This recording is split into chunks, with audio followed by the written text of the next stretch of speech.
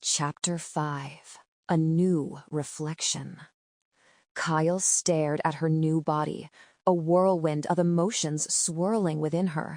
Disbelief, astonishment, and a strange, undeniable sense of rightness. The witch's words, "Welcome to yourself," echoed in her ears. Could this truly be her deepest desire? To be a girl? She hadn't consciously wished for it, yet now, looking at her transformed hands, feeling the unfamiliar curves of her chest, a profound sense of peace settled over the initial shock. It was as if a puzzle piece she hadn't known was missing had finally slotted into place. The witch offered another warm, reassuring smile. "You look beautiful, my dear. Now, you should probably get home. Your mother will be wondering about you." Her words, delivered with a gentle authority, snapped Kylie out of her daze. Her mother? How could she explain this? How could she possibly tell her mom that she, Kyle, was now a girl? A fresh wave of panic, different from the initial shock, washed over her. She mumbled a hasty "thank you" to the witch, who simply nodded, her eyes still holding that deep, knowing look. Then, with a swish of her velvet robe, Kylie spun around and practically flew down the porch steps, her long, flowing witch costume, which now fit perfectly, billowing behind her. She didn't look back. She needed to get home, to a mirror, to proof. The fear of getting lost again was overshadowed by the urgency of understanding what had just happened. Her legs felt lighter, more nimble, and she moved with an almost graceful speed she'd never possessed before. The neighborhood, which had seemed so confusing moments ago, now felt clearer, as if a veil had been lifted. She navigated the dimly lit streets with an instinctual sense of direction, her mind a chaotic blend of questions and a burgeoning sense of wonder. She burst through her front door, nearly tripping over the welcome mat, shouting, "Mom, Mom, you won't believe what happened." Her voice, still high-pitched and unfamiliar, startled even her. Her mother, Eleanor, emerged from the living room, a half-eaten bag of candy corn in her hand, a look of mild surprise on her face. "Kyle, what in the world? You're back so early. And where are Mark and Sarah?" Eleanor took a step closer, her brow furrowing slightly. Her eyes, usually so keen, seemed to scan Kylie's new form with a peculiar intensity. Kylie stood frozen, unsure how to begin. "How do you tell your mom you've been magically transformed into a girl?" She stammered, I got lost, and then a witch, she gave me a candy." Her words trailed off, a jumbled mess.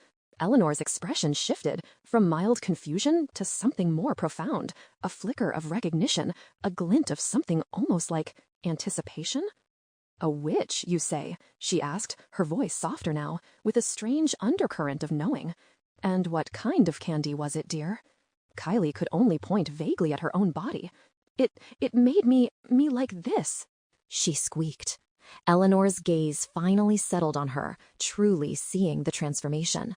A slow, gentle smile spread across her face, not of shock, but of deep, profound relief and joy. "Oh, Kyle," she whispered, her eyes welling up slightly. "Or should I say, Kylie?" She then led Kylie by the hand towards the large antique mirror in the hallway, the one usually reserved for checking coats before guests arrived. As Kylie stood before it, her breath hitched. The reflection staring back was undeniably her, yet utterly new. The scrawny boy was gone, replaced by a girl with wide, expressive brown eyes, a delicate nose, and soft, curving lips.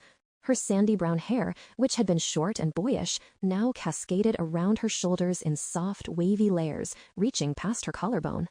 Her cheeks were lightly flushed, and her skin possessed that luminous, almost ethereal quality she'd noticed on her hands.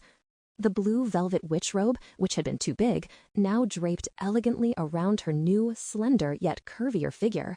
She looked beautiful, and more importantly, she looked right.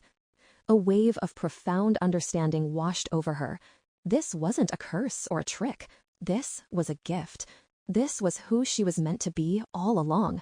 This was her deepest desire, finally made manifest. Chapter 6. The Unveiling. Eleanor watched her daughter gaze at her reflection, a soft, knowing smile playing on her lips. She had anticipated this moment for a long time, though the precise timing was left to the subtle machinations of magic and the individual's path. The sight of Kylie, wide-eyed and radiant in her transformed state, filled Eleanor with a warmth that spread through her chest. This was not a moment of shock, but one of profound homecoming. "Kylie," Eleanor murmured, stepping closer and placing a gentle hand on her daughter's shoulder. "You look absolutely exquisite." Her voice was filled with an emotion that Kylie couldn't quite place: pride, relief, and a touch of something mischievous. Kylie turned from the mirror, her eyes brimming with a mix of wonder and a lingering confusion. "Mom, how did you know?" she stammered, her new voice still feeling alien on her tongue, yet strangely natural. "And how did you know to call me Kylie?" Eleanor chuckled, a soft, melodious sound. She then took Kylie by the hand and led her into the cozy living room, settling them both onto the plush velvet couch. The fireplace crackled merrily, casting warm, dancing shadows around the room, making the familiar space feel suddenly intimate and conspiratorial. "Sweetheart," Eleanor began, her gaze unwavering, "there's something I need to tell you. Something I've kept secret, waiting for the right moment, or perhaps for your moment to reveal." She paused, her eyes twinkling. "You see, Kyle, magic isn't just for storybooks or Halloween costumes in this house, and neither are witches." Kylie stared at her mother, her mouth slightly agape. What was she talking about? Her mom, a witch? It sounded like something out of one of her video games, not real life. Eleanor rose and walked over to a seemingly innocuous bookshelf in the corner of the room. She ran her hand along the spines of several old, leather-bound books, then gently pressed a specific spot on the wooden paneling behind them. With a soft click and a subtle whirring sound, a section of the bookshelf slid inward, revealing a hidden compartment. Inside, nestled on a velvet lining, lay a collection of objects that made Kylie's eyes widen even further. "Surprise," Eleanor said, turning back to Kylie, a grand gesture with her hand towards the hidden trove. "Your mother, darling, is a witch, a practicing witch, a member of a very old and very respectable coven." Kylie could only stare, speechless. Her mild-mannered, PTA-attending, garden-loving mother, a witch? It was unfathomable, yet suddenly everything clicked into place. Her mother's unnervingly accurate hunches, her ability to soothe any ailment with a cup of herbal tea, the way her rose garden bloomed even in the dead of winter, the knowing look in her eyes tonight. It wasn't just intuition, it was magic. But me?" Kylie finally managed to stammer. "The candy? The witch at the door?" Eleanor smiled, a deep, satisfied smile. "That was Aunt Isolde. She's a very powerful member of our coven, and she specializes in transformation spells." She then explained, her voice gentle yet firm. "You've always been different, Kyle. You've always had a sensitive soul, a gentle heart, and a quiet longing for something more authentic. I saw it, felt it, and while I could never force a path upon you, I knew that if your deepest desire truly was to embrace your true self, your true gender, then Halloween night, when the veil between worlds is thinnest, would be the perfect opportunity. The magic of the season empowers wishes, especially those spoken from the deepest parts of one's being, even if unspoken consciously." Eleanor then revealed that she had approached Isolde months ago, sensing Kyle's unspoken yearning. They had arranged for Isolde to be at that specific house, which was actually a coven property, and for her to offer the enchanted treat. "The magic doesn't just grant wishes, Kylie," Eleanor explained, her voice tinged with reverence. "It seeks out the truth of the heart. The fact that it transformed you into a girl, and that you feel this sense of rightness, means that this is your deepest desire. This is who you truly are." Kylie looked from the hidden compartment to her mother, then down at her new hands. The initial shock was now replaced by a sense of profound awe and an incredible, exhilarating liberation. Her life had just been turned upside down, yet she had never felt more grounded, more truly herself. Chapter 7. A Mother's Wisdom. Eleanor watched Kylie's face, a kaleidoscope of emotions playing across her features. Confusion. Disbelief. Then a dawning comprehension. And finally, a fragile, hopeful joy. It was a beautiful thing to witness, the moment a soul truly aligns with its physical form. Eleanor reached out and gently took Kylie's new, slender hands in hers. "It's a lot to take in, I know," she said softly, her thumb caressing Kylie's knuckles. "But this isn't just a magical transformation, Kylie. It's an awakening, an unveiling of who you were always meant to be." Kylie nodded slowly, still processing the monumental revelations. Her mother, a witch, a coven, and her own unexpected yet deeply fulfilling transformation. "So, you wanted this for me?" Kylie asked, her voice quiet, almost vulnerable. Eleanor squeezed her hands. "I wanted you to be happy, sweetheart, to be whole. As your mother, I always sensed a disconnect in you, a quiet longing that you couldn't articulate. I saw the way you gravitated towards certain things, the comfort you found in traditionally feminine expressions, even while navigating a male body. And as a witch, I understood that sometimes the vessel doesn't match the spirit. My magic allows me to perceive such things. It was never about forcing anything upon you, but about opening a path for your true self to emerge, should that be your deepest wish." She paused, her gaze tender. "The magic of Isolde's treat is very specific. It doesn't impose a desire, it reveals it. If your heart's truest desire had been to fly or to become a dragon, that's what would have happened. The fact that it brought forth your true gender means this was always within you, waiting for the right spark to ignite it." Kylie looked down at her hands again, then around the familiar living room that now felt infused with a secret, vibrant energy.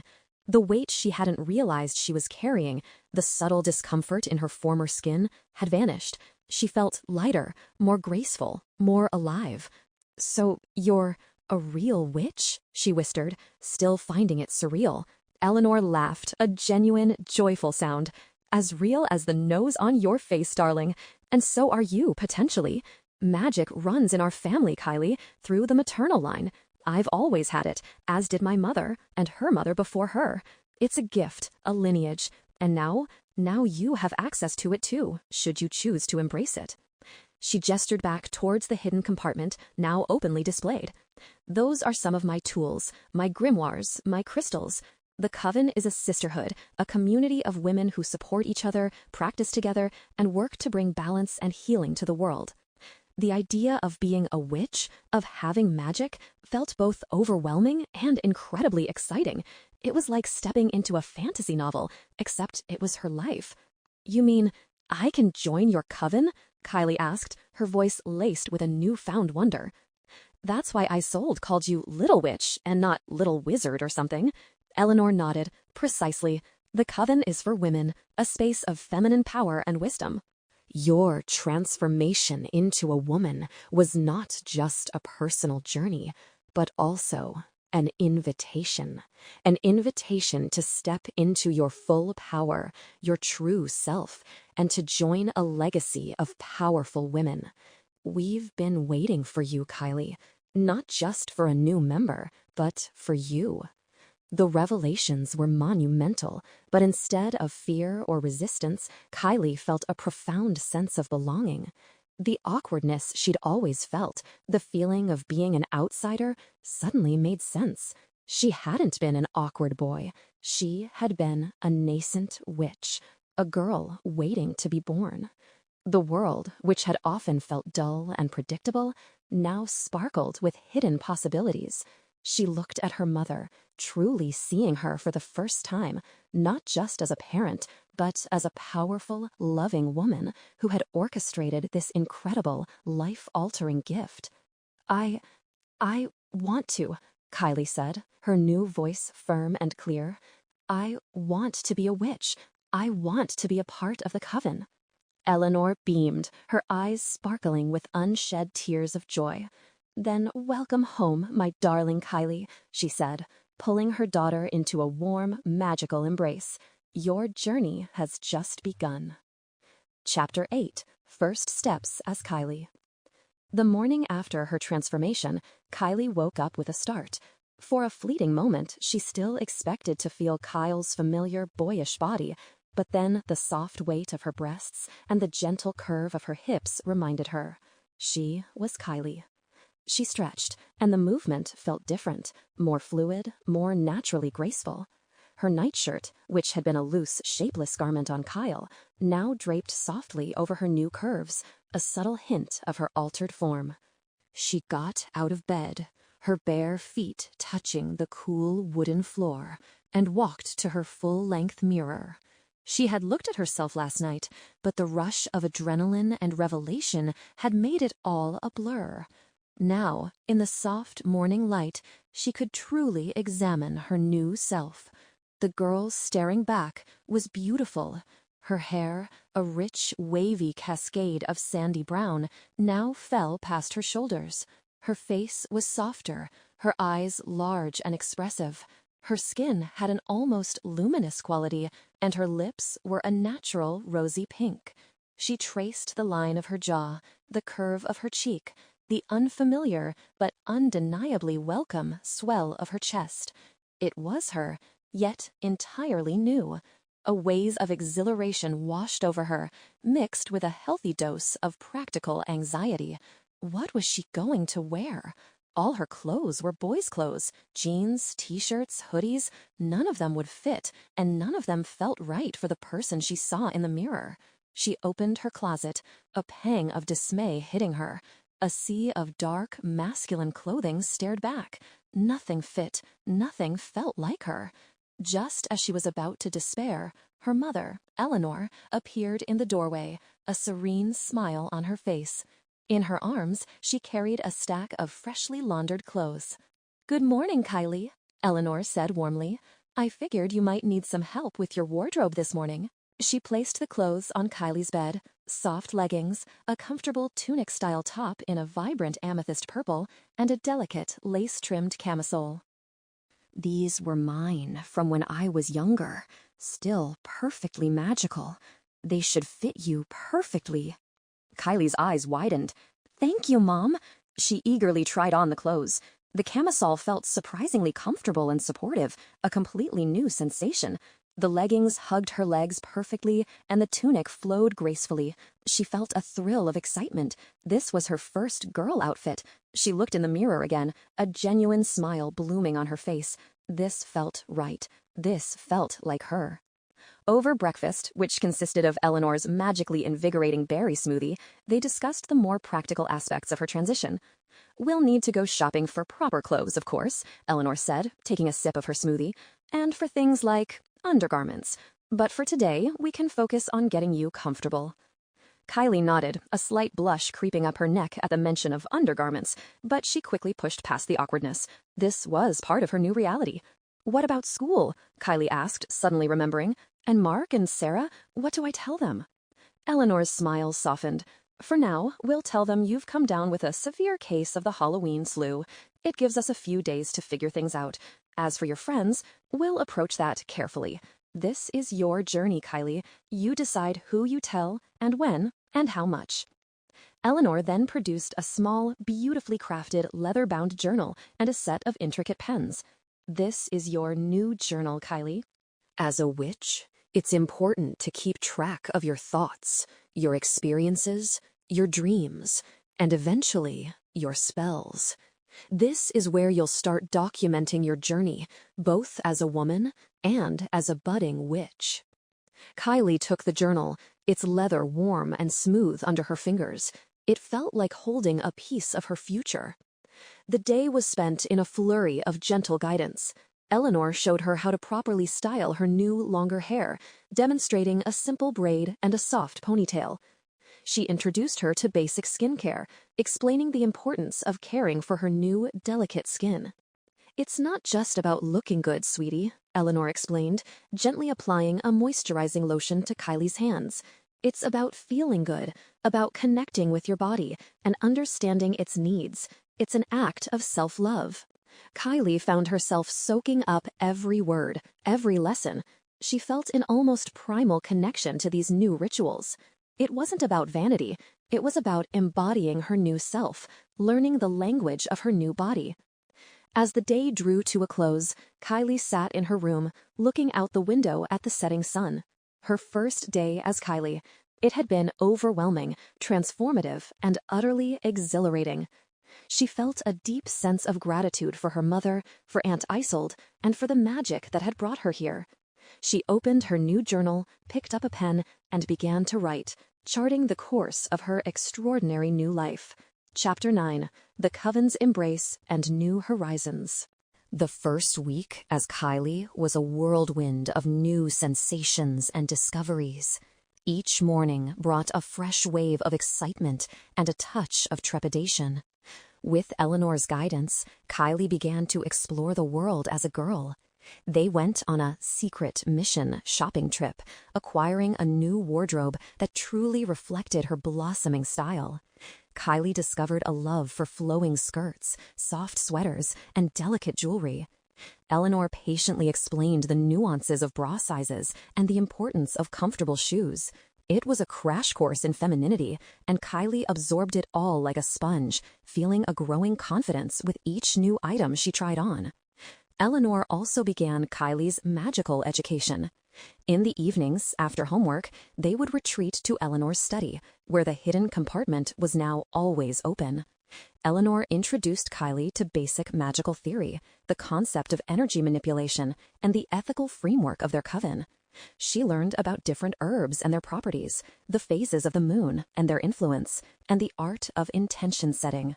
Kylie discovered she had a natural aptitude for feeling magical energies, a subtle hum beneath the surface of the world that she could now perceive. Her mother revealed that this was a sign of her innate magical strength, a birthright she was now ready to claim. One evening, Eleanor placed a smooth, polished scrying mirror in front of Kylie. "This is a tool for divination and self-reflection," she explained. "Look into it, Kylie. See what it shows you." Kylie peered into the dark, reflective surface. At first, she saw only her own new face, framed by her now slightly longer, silkier hair. Then the reflection shimmered, and a faint image began to form. It was a fleeting vision of herself, standing tall and confident, surrounded by other women, her hands glowing with a soft inner light. It was a vision of belonging, of power, and of community. It was a glimpse of the coven. A few weeks later, when Kylie felt more settled in her new identity, Eleanor announced it was time for her to formally meet the coven. It was a moonlit evening, and they drove to a secluded property nestled deep in the woods, a beautiful, sprawling Victorian house, even older than Aunt Isolde's. Inside, a warm, inviting glow emanated from every window. As they entered, Kylie was met with the sight of about a dozen women, ranging in age from their 20s to their 70s, gathered in a large, comfortable common room. The air hummed with a palpable energy, a blend of wisdom, laughter, and an undeniable sense of sisterhood. Aunt Isolde was there, her emerald eyes sparkling as she greeted Kylie with a warm hug. "Welcome, dear Kylie," she said, her voice a comforting balm. "It's wonderful to see you truly shining." The other women approached, each offering a warm welcome, a gentle touch, or a knowing smile. There was no judgment, no awkwardness, only acceptance and an overwhelming sense of belonging.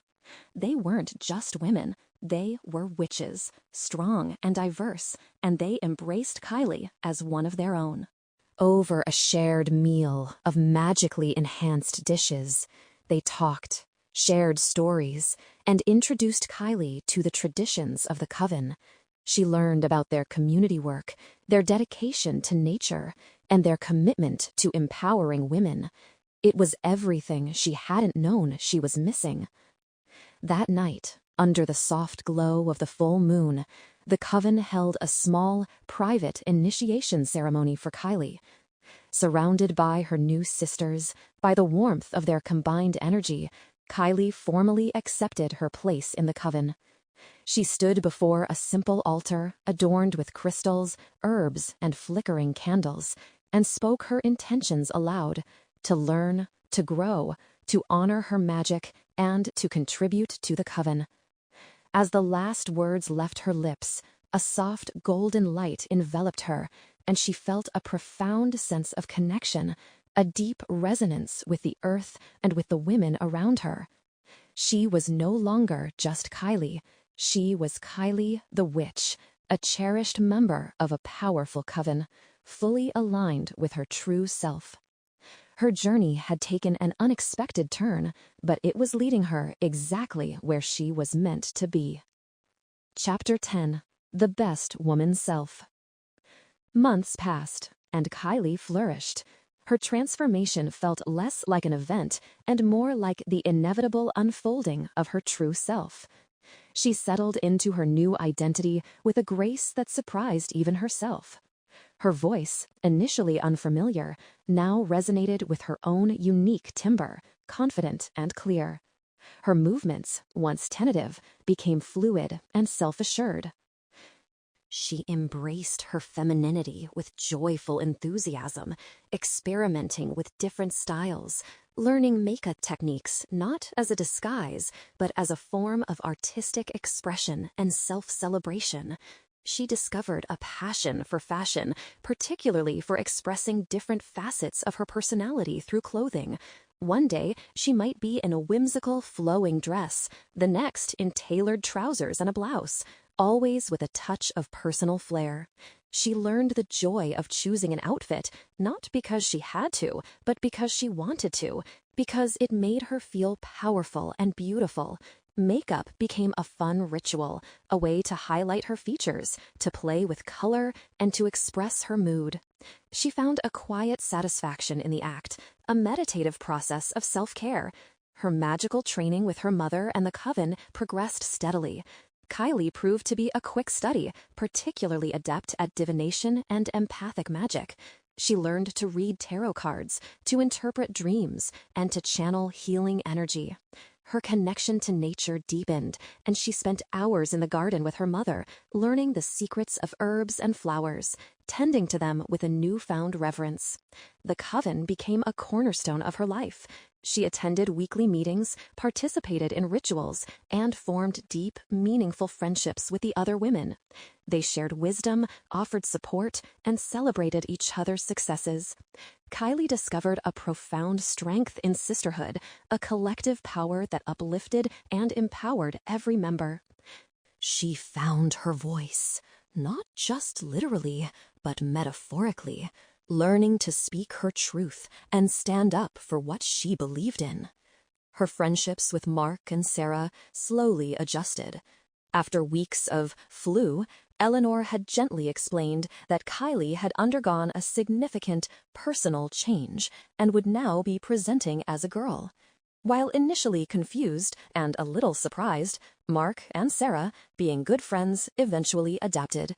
It wasn't a seamless transition. There were awkward questions and some initial misgendering, but Kylie patiently educated them. They saw that underneath the physical change, the core of their friend remained.